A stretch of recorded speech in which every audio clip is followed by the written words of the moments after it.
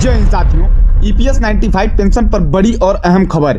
पेंशनरों के संघर्ष के बीच अब एक बेहद महत्वपूर्ण जानकारी सामने आ रही है। ईपीएस 95 पेंशनरों के हित में सरकार द्वारा कुछ समितियां गठित की गई थी, जिनका उद्देश्य पेंशन, वेतन सीमा और डीए महंगाई भत्ता से जुड़े सभी पहलुओं की गहराई से समीक्षा करना था। इन समितियों की रिपोर्ट अब सरकार को सौंप दी गई है और इन्हीं रिपोर्टों को लेकर सोशल मीडिया पर तेज चर्चाएं चल रही हैं। कुछ रिपोर्टर्स के अनुसार सरकार वेतन सीमा 15,000 रुपए से बढ़ाकर 25,000 रुपए करने जा रही है। सरकार यदि ऐसा होता है तो इसका सीधा और सकारात्मक प्रभाव ईपीएस 95 के तहत मिलने वाली पेंशन पर पड़ेगा। वहीं कुछ अन्य रिपोर्टर्स ने यह सुझाव दिया है कि डीए फॉर्मूला से जुड़ी संभावित बढ़ोतरी के तहत 2500 रुपए से 3,000 तक ही अतिरिक्त राशि दी जाएगी। हालांकि यह स्पष्ट कहना बेहद जरूरी है कि सरकार ने अभी तक इन प्रस्तावों को कोई आधिकारिक पुष्टि नहीं दी है। वर्तमान स्थिति में न्यूनतम ईपीएस 95 पेंशन केवल 1,000 रुपए ही है, जो आज की महंगाई और पेंशन भोगियों की बुनियादों की जरूरतों को पूरा करने के लिए पूरी तरह से नाकाम साबित हो रही है। दवाई, राशन, बिजली, पानी और इलाज, इन सब के बीच पेंशनरों को भारी आर्थिक समस्याओं का सामना करना पड़ रहा है। इसी बीच सुप्रीम कोर्ट की भूमिका भी बेहद अहम हो गई है। सुप्रीम कोर्ट ने 2026 की शुरुआत में वेतन सीमा की समीक्षा